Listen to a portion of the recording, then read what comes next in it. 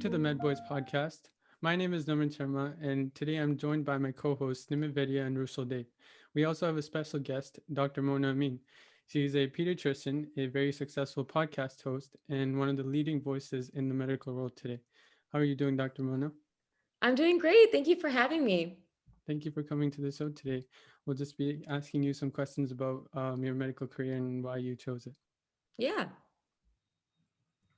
Well, so to start things off, Dr. Mona, I'd just like to ask you a few questions on what exactly you do right now. So, what is a pediatrician? So right now I am a general pediatrician. So I'm in the United States. I'm actually practicing currently in Florida. I used to practice in New York City, and I am an outpatient general pediatrician, which means I work in a clinic setting. So obviously as a general or as a pediatrician, there are many different things that you can do.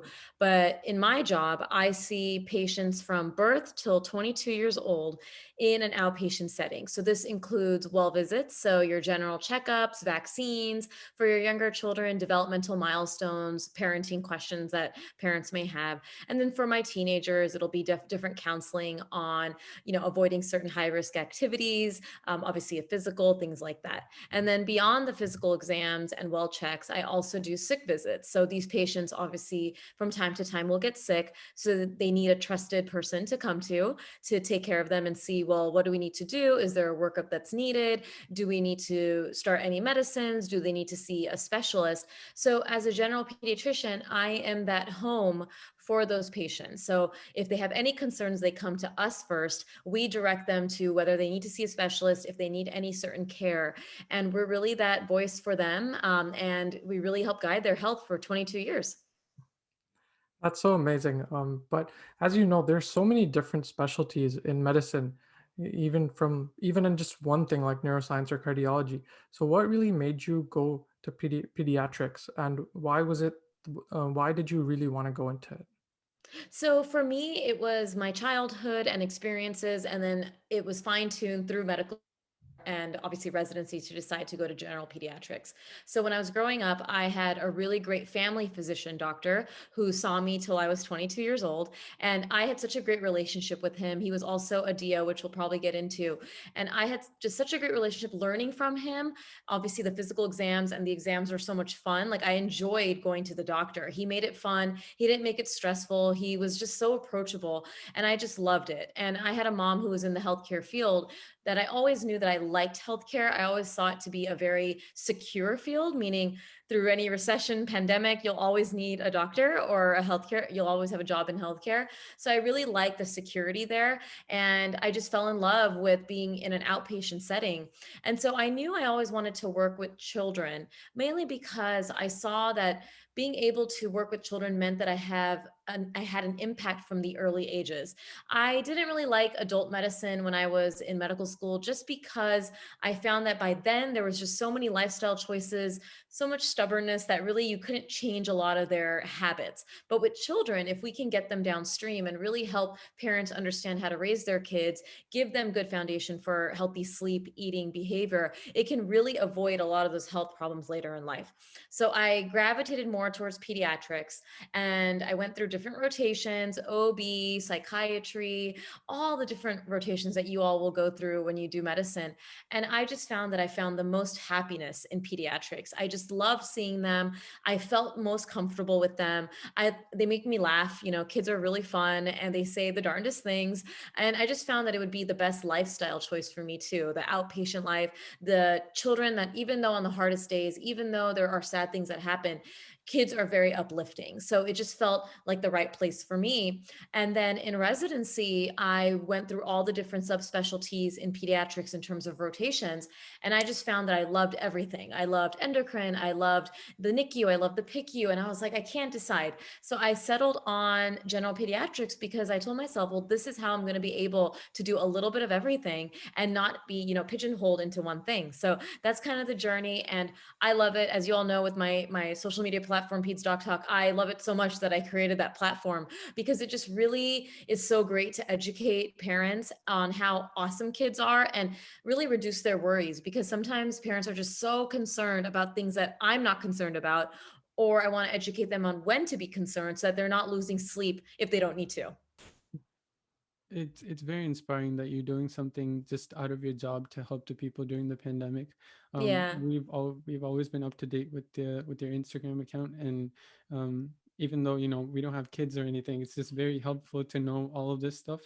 And Oh, so like you already explained it that you want to help the people outside, but there's obviously other priorities.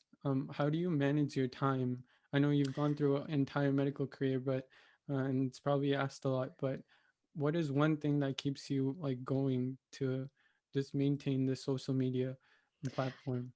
That's a great question. I think one of the biggest things is understanding your purpose. And when we talk about purpose, we're not talking about something materialistic, right? And I have to explain this because in medicine, a lot of times people go into medicine for the money, and you can't go into medicine for money. So even though you may go into a specialty like neurosurgery that is very high paying, you have to understand what comes with that salary, right? It whatever you are going to be in terms of a doctor, lawyer, I don't care. Your purpose has to be there. And for me, it's always keeping in line with my purpose. And my purpose is to help, and my purpose is to help people feel more secure in the choices they make, right? So whenever I am feeling burnt out, whenever I'm feeling like I'm not making a difference, I always reconnect back to my purpose. And sometimes it's hard to find, right? Even on social media, sometimes I'm struggling with, is what I'm doing worth it, right? Because you don't get a lot out of it. Yes, you are helping people, but I'm not making like a lot of money from it. Like it's not something that I'm materialistically getting. So I have to tell myself, well, what is the purpose here? Reaching one more life every week is a purpose, right? Being able to help Mhm. people, being able to have a mom tell you, hey, look, you really saved me. Like I was struggling with this, and I read your post, or I looked at your article or whatever, and I felt so much more secure, and I got better sleep that night. I mean, that is huge for me in terms of purpose. So that really helps when you look at just your goals in life. And then in terms of management, yes, it is about really, really heavy time management and utilizing resources. So I'm fortunate enough that I am married. So I have a child and I'm married. So I have a spouse that obviously helps me so much. So that's great. And then with the resources that we've been able to have, right, as a two physician household, we have been able to afford our child to be in daycare. We've been able to afford a part-time nanny. These are things that I know not a lot of parents get, but I'm happy that we have it, and I don't take it for granted, and I utilize them, and I don't feel guilty for utilizing them, because when I utilize them, I'm able to do more for everyone else, right? And for myself, because that's the goal here, right? It's not saying like, I think a culture a lot in motherhood, and I know none of you are women, or you won't be mothers, but maybe you'll be a father. And if you are married and you have a partner who's a female, she's gonna be feeling all of these feelings like she has to do it all, and that if she doesn't do it all, she's a terrible mother. And I'm really trying to break that culture, because outsourcing everything you can outsource, depending on the resources you have, is so key. And so as you become a physician, you're going to really realize how important that is. My husband's an ER doc, and maybe he'll come on this show too, but he sometimes feels guilty. He's like, do you think we're utilizing our nanny too much? Do you think that we are outsourcing too much? And I tell him, I'm like, look, we got to look at our budget and see, well, what are we spending too much money on? And if we can cut back, we cut back. But we realize that when we are outsourcing meals, like we have a meal delivery service some weeks, we do our have our nanny help a little more hours a week sometimes. When we are able to do that, we're able to be a little more happy, because we have more time for working out or our self-care. And then we also have more time with our son that's valuable and more impactful versus being burnt out. So utilizing the resources, I'm really big on schedules. Like my husband says, like, if my spirit animal is anyone who's organized, like I am so organized in terms of Google calendars and making sure like my nanny schedule and this, and that helps also to prioritize, well, look, I need to get this done. My podcast is important, my YouTube channel is important in terms of Pete's Doc Talk, but what's more important? My real job, meaning the job I do day in and day out at my practice, is important. My son and my family are important. So I always prioritize my son's interests, my husband's interests, family, my job, and then any extra time I fit in with my Instagram account and my social media platform. That means some days you're not going to get everything done you want to get done. And for a type A personality, which is a lot of us in medicine, you're going to have to be okay with understanding that some days you're just not going to get everything done. Some weeks it's going to be something that you're not going to get everything done. And that's okay. But you have to prioritize. Well, I got to get this done. This is something important because I got to study so I can get this grade, or I got to do this project and this is a priority. But maybe this week I'm going to put something else to the side so I can get the stuff done that needs to get done. I see. And honestly, that seems like a very difficult thing to accomplish, that sort of balance between your social life, your work, and as well as your family. And I feel as though not a lot of students even consider the familial aspect of all of that because they're so invested in their other parts of life. So to speak more on your actual schedule, can you walk us through a day in your life, any day that you feel as though you would like to share? Yeah, I'll do 2 days because I'll do a day that I round in the hospital, and then I'll do a day where I don't round in the hospital. And maybe I'm doing it late evening. So on a normal day where I'm not rounding, I'm not working late, I work 8 a.m. to 5 p.m. So I usually wake up and then I work 2 days a week. So I'm part time. So I work Thursday, Fridays, and then I work 2 Saturday mornings a month. So just say a Thursday, I'll go in at 8 a.m. So I'll wake up at around 6:45 before my son gets up. I'll shower. If I'm feeling motivated, I'll do a quick workout like I'll wake up a little bit early. To be honest, it doesn't always happen.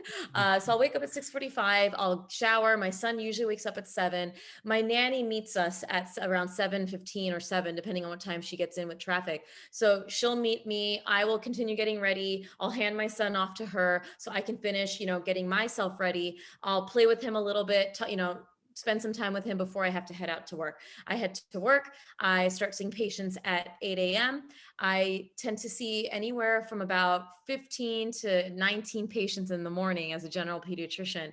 So I'll see patients from 8 a.m. till noon. If it goes later, sometimes till 12:30 or 12:45. And then I get a lunch break. And in between patients or on my lunch break is when I answer phone calls, messages, review labs. So I'm usually able to do it in between patients. And then maybe the first 15 minutes of lunch. And then I'm able to enjoy my lunch break until like about 1:45 when we have to be back. And then from 1:45 till 5, I see patients again, anywhere from about 12 to about 15 patients in the afternoon. And then I go home, I make dinner, or maybe my nanny will help, or my husband will help make dinner. I play with my son, get him ready for bed. And then I get my time from about 7:30 till about 10:30. And that usually means sometimes doing a workout a little later. That usually means working on Pete's Doc Talk stuff. That usually means watching my new favorite show, which right now at the time of this recording is Schitt's Creek. So I'll do different things like that, spend time with my husband, and then repeat the day the next day. If I'm rounding in the hospital, the only change to that schedule will be I have to wake up at around 5:30 because I have to get to the hospital to round on babies in the newborn nursery.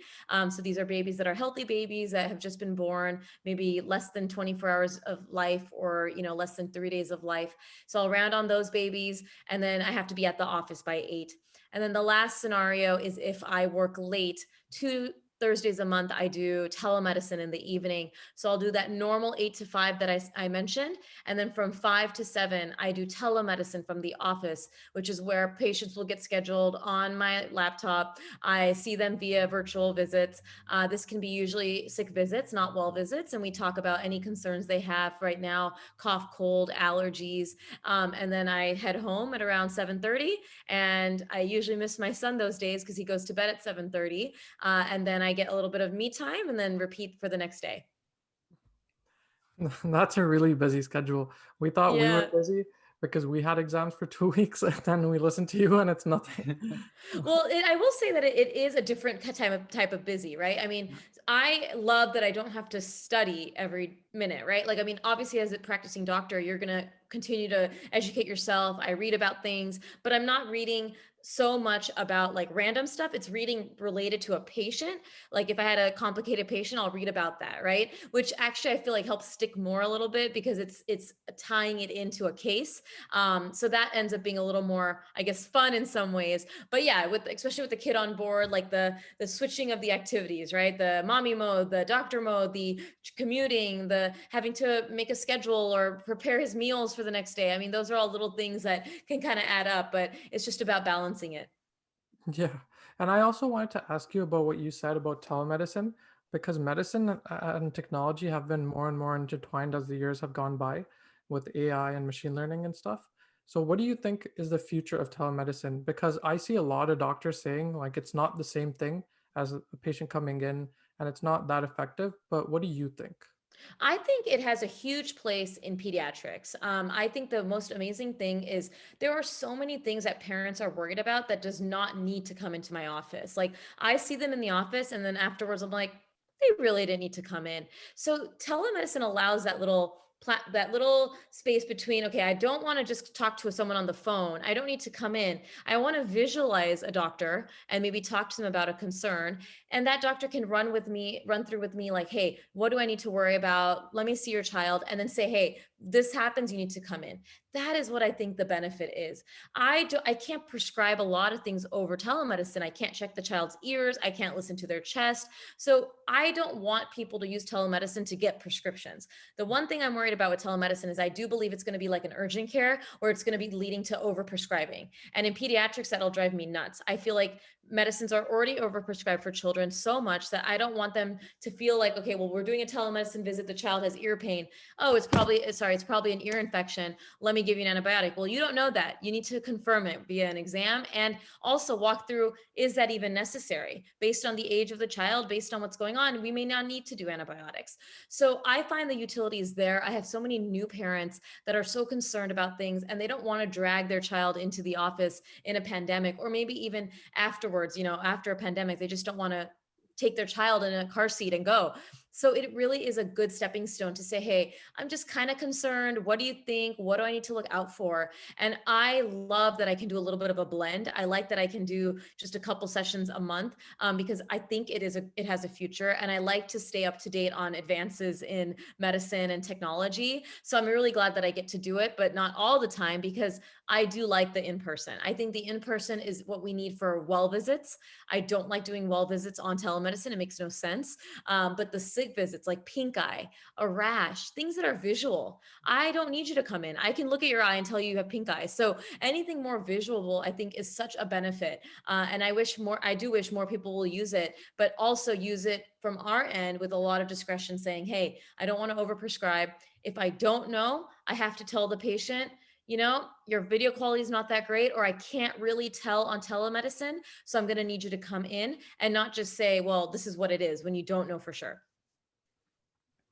I think it's very interesting that even in the pandemic, there's been so much negative news, but there's also a lot that we've learned from this, because we've all gone through something terrible, and we've learned something new, such as, like you talked about, you can just do webcam talks with patients or something.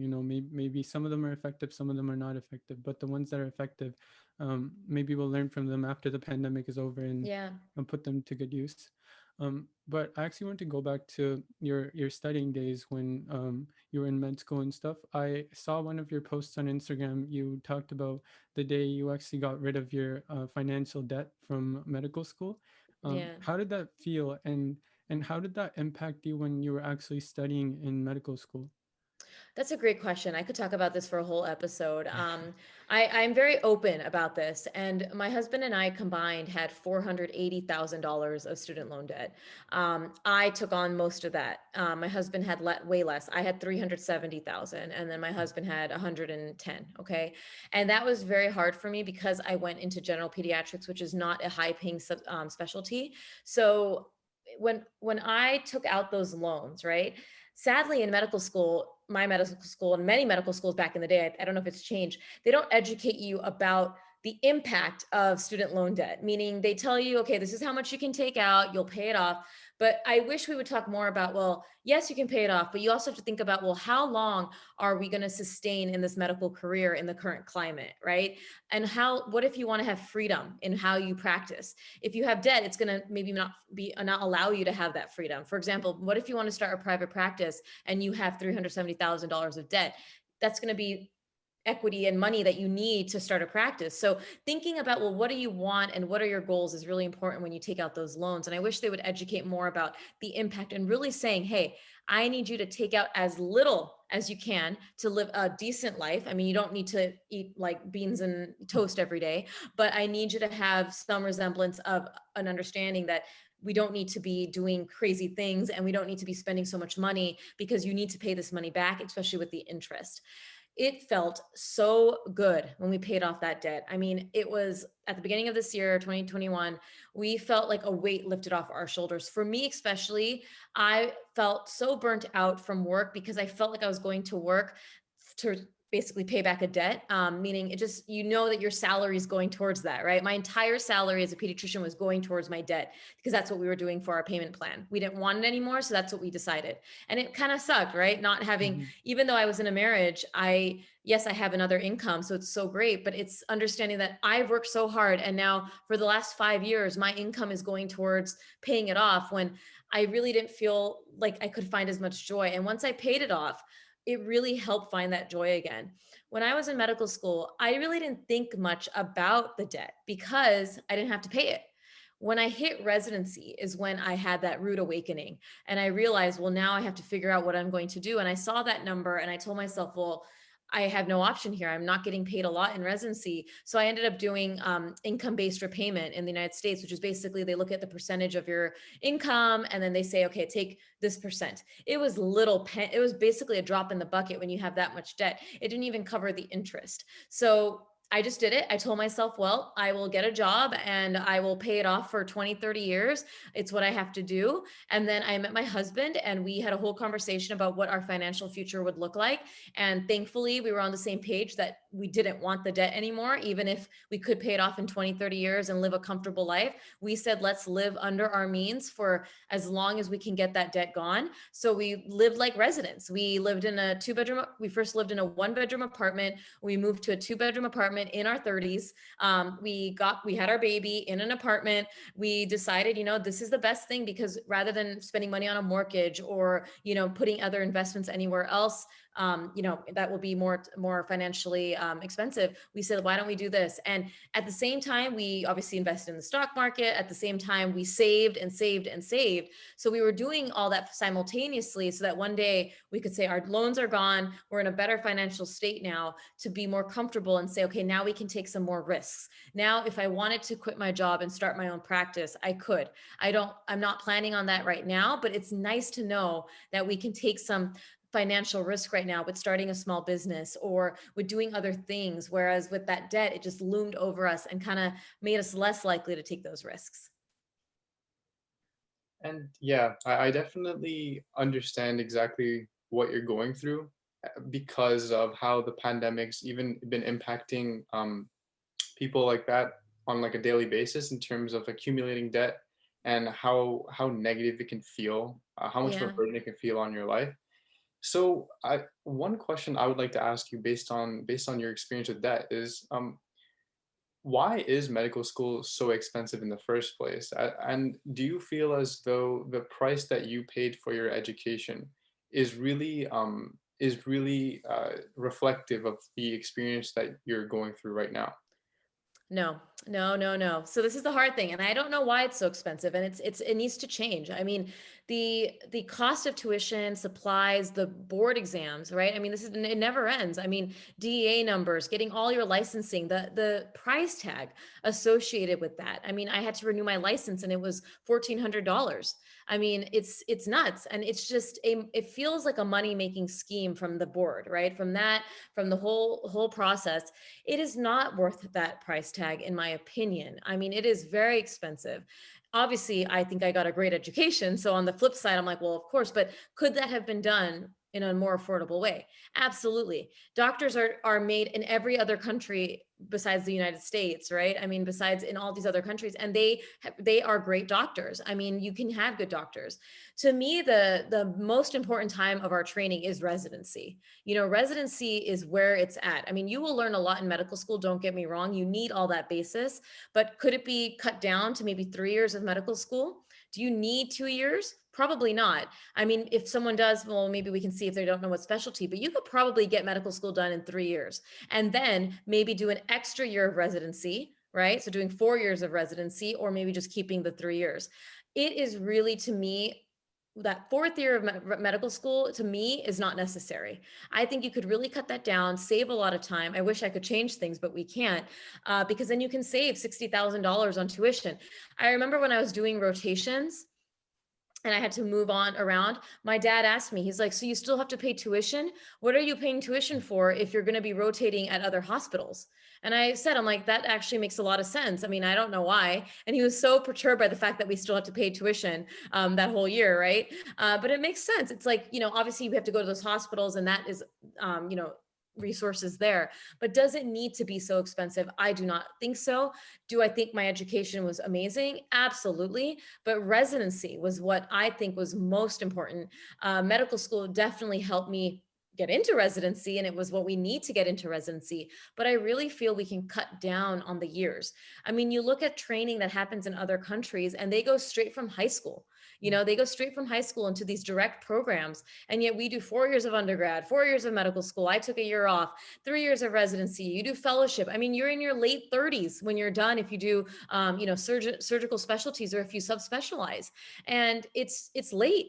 I mean, it's not really fair to me that other professionals, lawyers, business people, MBAs, whatever, they're ready to practice or ready to be in their field in their late 20s. We wait until our mid 30s and late 30s. And it has a lot of effect on women and fertility. It has a lot of effect on men and fertility too. And it has a lot of effect on our income, right? I mean, you're not making money until you're 35 plus years old. And I don't think that's right. I mean, we should be able to finish and become a doctor by 29 without having to be Doogie Howser.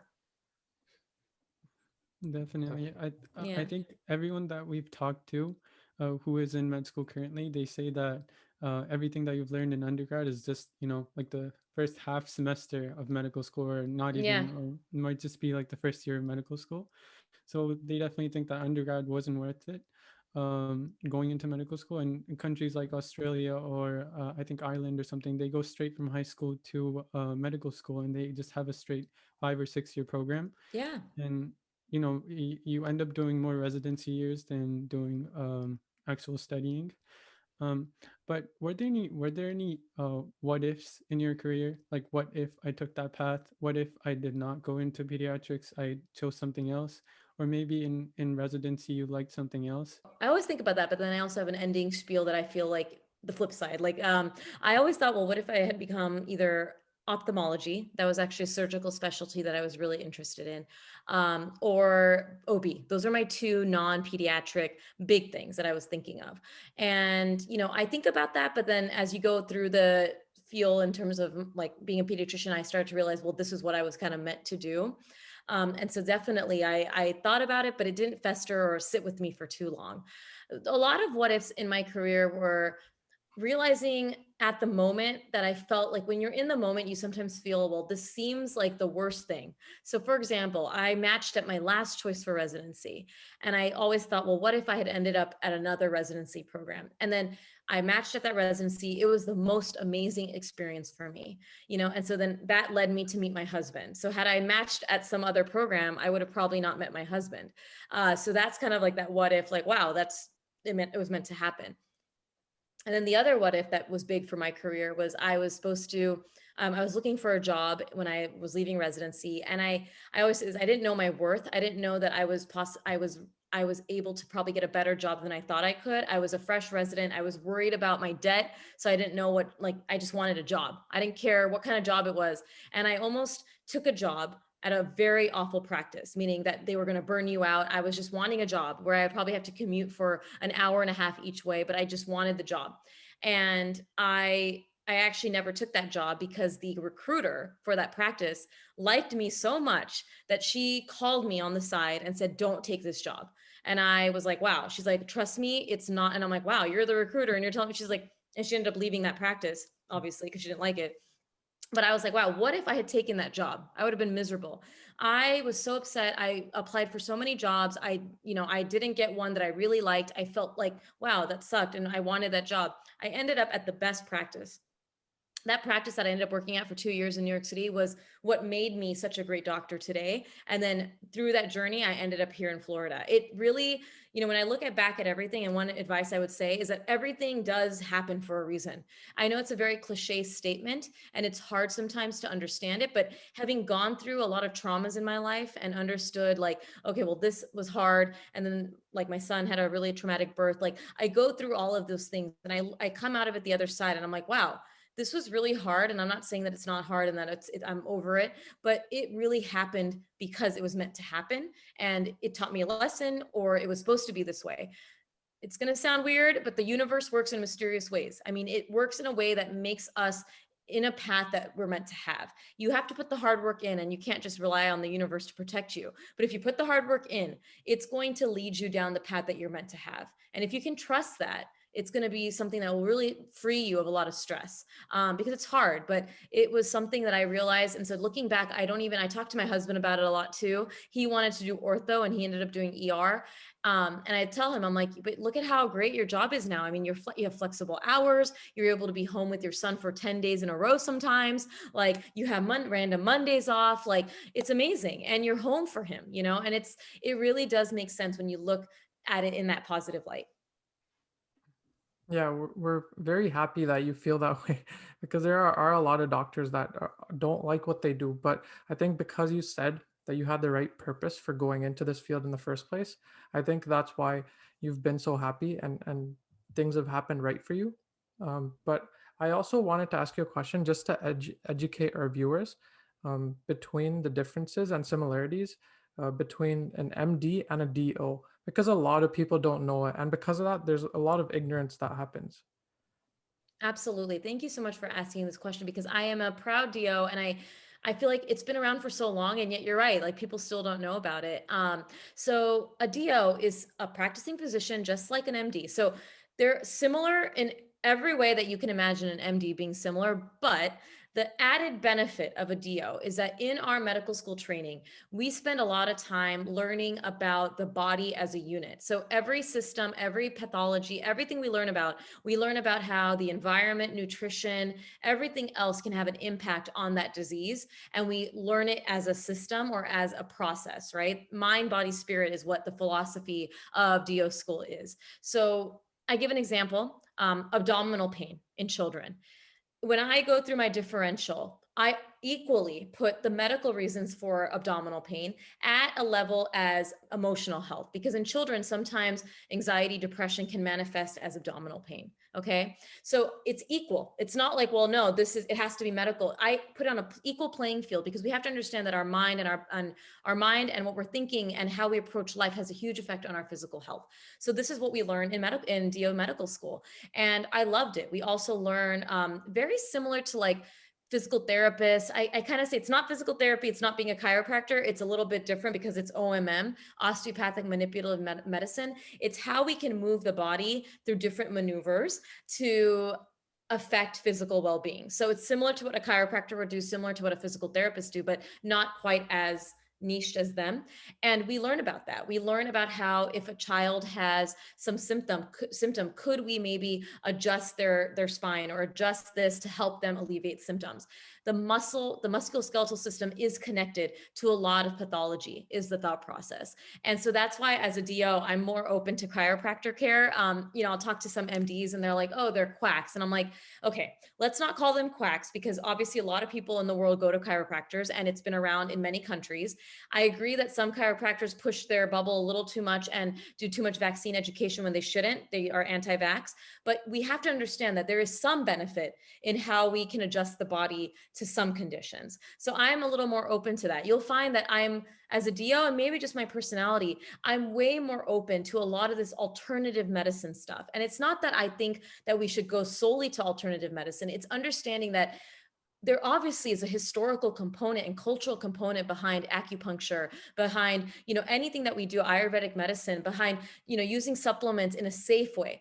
So the beauty about being a DO is I'm able to take the medical evidence-based stuff and combine it with all of those other things that I hear and say, hey, Is this something that is harmful for children or for patients? Is this something that could provide benefit? Is there any evidence to support it? And if there's not, is it okay if we don't have evidence? Because I love evidence-based medicine, but I think sometimes we get so honed in on evidence-based medicine that, oh, there's no evidence, so it can't be safe. But could it be if we use just some common sense around it?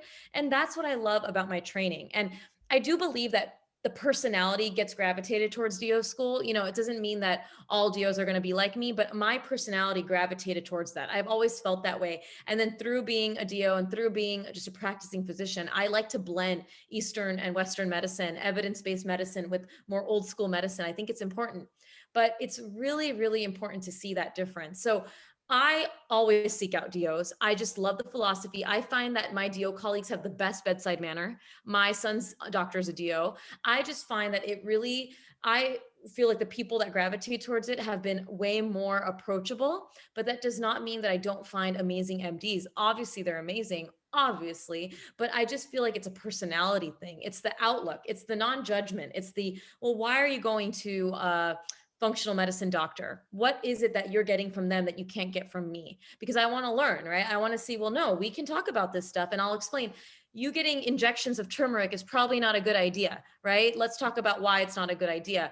So it's understanding the modern day science, the evidence, and not judging people if they don't always follow the evidence. And I think this is what medicine needs to be more of.